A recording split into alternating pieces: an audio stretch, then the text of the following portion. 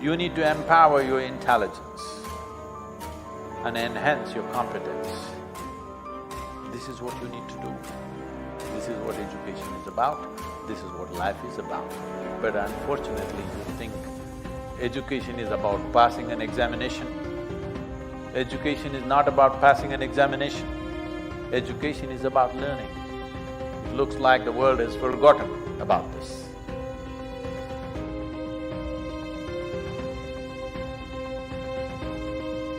Another point about the mentality when it comes to exams. Exams are hard. Exams take a lot of time to study for and it can be stressful. But the truth is, after I've spent a couple of weeks preparing for an exam, I know that I've studied my best and I've put in the hours and I've put in the effort. If a bunch of questions come up that I've never seen the material for before, that's life. And if I don't do so well, that's okay. I've already done everything that I can in my power to put myself in the best position to do well. If I don't end up doing well, that doesn't mean that it wasn't worth it, all the work that I put in, and that doesn't mean that I didn't make the right decisions when I was studying. That mentality of knowing that you're doing what you can, you're putting in the effort, you're putting in the work, is what helps me de-stress and not worry about upcoming exams. So when we have an exam at the end of the year or at the end of a semester, we'll usually have somewhere between 1 to 3 weeks off from school in order to study. During that time, of course, I study very, very hard and I do a lot of work. However, in reality, I've actually been working towards studying for this exam from the very beginning of that school year, and that's because I take my notes every single day. Whether that's for lectures, tutorials, workshops, whatever it is,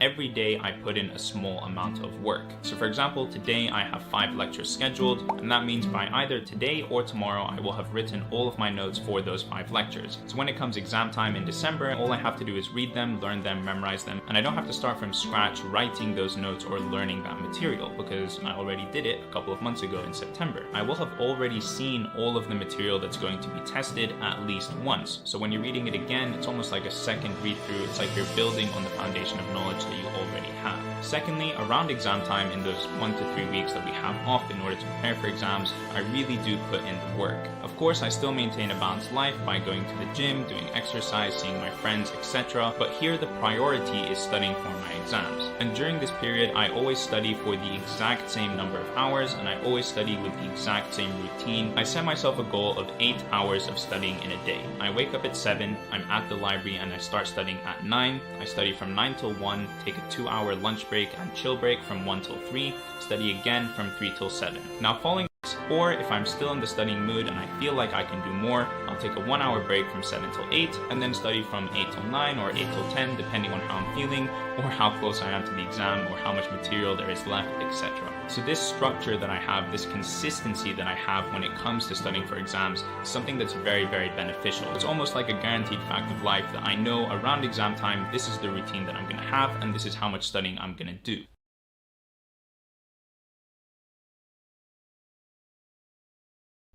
For one who is unwavering in his intention,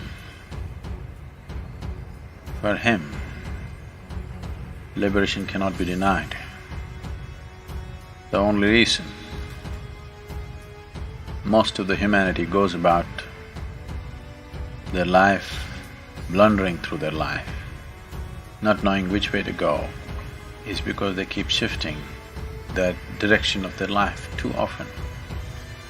They may not actually change the direction of their life, but in their mind and emotion, it keeps shifting and shifting and shifting and shifting. The very nature of the existence is such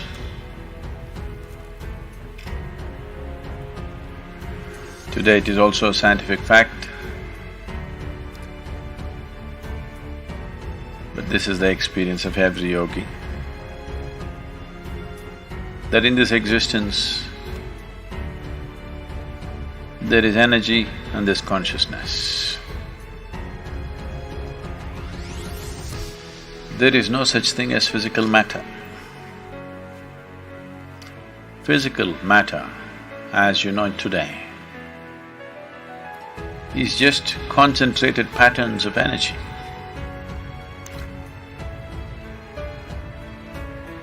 Today, this is established science.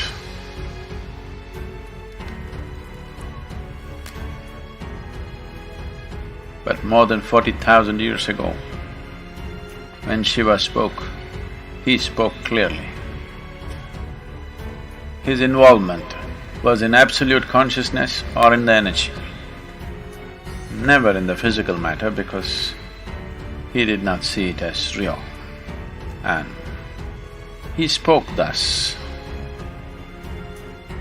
very clearly, without any ambiguity about it.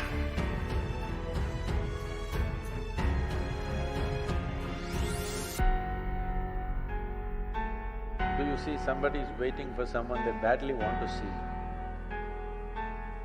Only 10 minutes. In the 10 minutes, they will look at the watch 25 times. Why? They want to prepone it. You're doing something that you don't want to do, so you want to postpone it. I'm asking, why the hell are you doing something that you don't want to do? No, because if I do this, I will get that, I will get that. That's not the point. There's nothing to get in this life.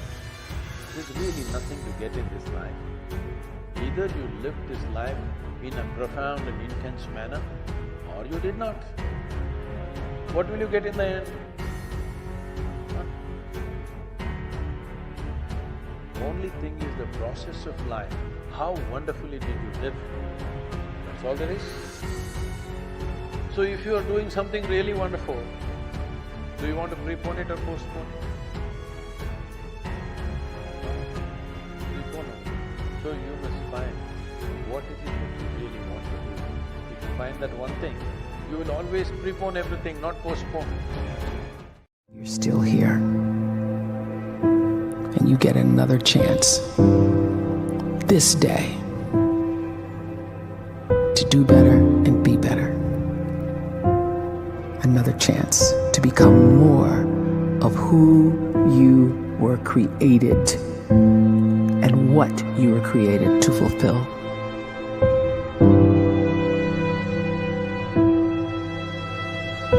Everyone in the world is capable of living outside the role or beyond the roles that they place themselves in, no matter what it is.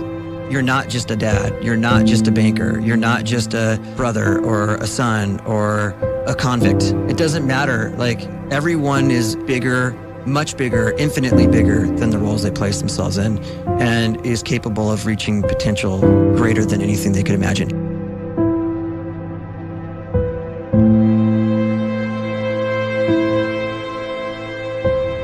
You can live the life you desire.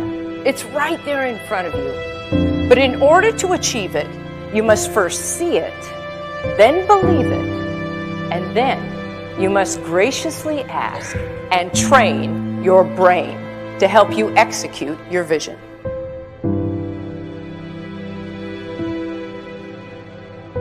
So when you start to focus and you delete distraction from your life, and you start to get seriously invested in doing one thing staggeringly well, and you practice that one thing over and over, a term to think about is mundanity.